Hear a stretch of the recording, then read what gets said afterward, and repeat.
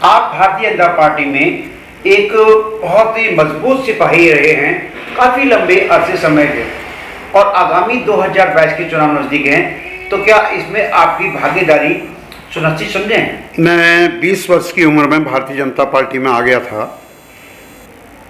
सतीश चंद्र अग्रवाल 1980 में हल्द्वानी के विधायक के उम्मीदवार थे। उनके चुनाव में मैंने बढ़ चढ़कर हिस्सा लिया, पोलिंग एजेंट बना, और उससे आज तक यानी 41 वर्ष मुझे हो गए हैं, मैंने भारतीय जनता पार्टी की विचारधारा छोड़ी नहीं है। और 1990 में मैं पूरे भारतीय जनता पार्टी का हल्द्वानी का अध्यक्ष रहा हूँ। एक बार नहीं, 2 बार अध्यक्ष रहा हूँ। और भारतीय जनता पार्टी का पूरे उत्तराखंड का, प्रदेश का, स्थानीय निकाय प्रकोष्ठ का आदरणीय गणेश जोशी जी हमारे मंसूरी के विधायक हैं, उनके साथ मैं महामंत्री रहा। और मैंने रुड़की, ऋषिकेश, अल्मोड़ा, देवप्रयाग सभी जगह जाकर स्थानीय प्रकोष्ठ को मजबूत करने का कार्य किया। इसलिए एक भारतीय जनता पार्टी का सिपाही होने के कारण मैं 2022 के चुनाव में अपने प्रत्याशी के रूप में, उम्मीदवार के रूप में प्रयास कर रहा हूं। और मुझे उम्मीद है कि हल्द्वानी नगर के विधायक के चुनाव में भारतीय जनता पार्टी इस बार जरूर मुझे अवसर देगी, ऐसा मेरा मानना है। वहीं बात की जाए, राज्य को बने लगभग आज 21 वर्ष पूरे हो चुके हैं, उत्तराखंड का विकास नहीं हुआ है। अगर बात की जाए आज रोजगार, पलायन, पेट्रोल, बढ़ती महंगाई, और वहीं बात की जाए आम आदमी पार्टी के द्वारा बड़ी बड़ी घोषणाएं की जा रही हैं, इसमें क्या कहना है आपका? ये तो बड़ी हास्यास्पद बात है, हंसी की बात है, क्योंकि मैं इसमें उत्तराखंड एक शब्द आपने कहा। जहाँ तक उत्तराखंड की बात है, जब देश आज़ाद हुआ था, उस आज़ादी में जितने भी हिमालय के हमारे राज्य हैं, चाहे त्रिपुरा है, मेघालय है, हिमाचल है, ऐसे बहुत से राज्य हैं, उन राज्यों को तो बनाया कांग्रेस ने, लेकिन ये उत्तर प्रदेश से जुड़ा हुआ जो हिमालयी राज्य था, हिमालयी क्षेत्र था, इसको राज्य नहीं बनाया।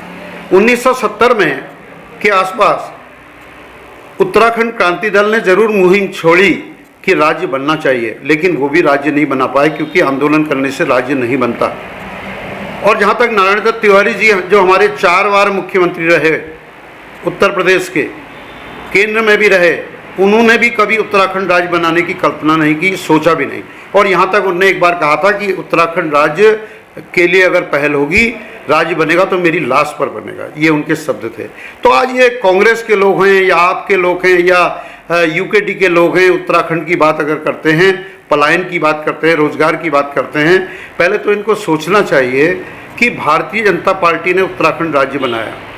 मुझे याद है 1989 में जब सोवन सिंह जीना जी हमारे बहुत अच्छे भारतीय जनता पार्टी के एमएलए रहे, और लाल कृष्ण आडवाणी जी अल्मोड़ा में आए थे, मैं भी अल्मोड़ा गया था, वहाँ पर एक बहुत बड़ी सभा हुई थी और अलग राज्य बनाने का एक प्रस्ताव पारित हुआ था। 1991 में जब 12 अगस्त को कल्याण सिंह जी की सरकार बनी उत्तराखंड में, तो उसी संकल्प को दोहराया गया और उस संकल्प को केंद्र में भेजा गया।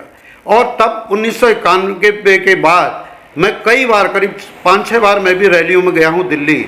हमने अलग राज्य के आंदोलन के लिए भारतीय जनता पार्टी ने बहुत आंदोलन किया, और अंत में जो हमारे अटल बिहारी वाजपेयी जब प्रधानमंत्री बने तो उन्होंने छत्तीसगढ़ राज्य बनाया, झारखंड राज्य बनाया, और उसी के साथ उत्तराखंड राज्य बनाया। आज उत्तराखंड की चिंता, उत्तराखंड के विकास की चिंता, उत्तराखंड को मजबूत करने की चिंता भारतीय जनता पार्टी कर रही है।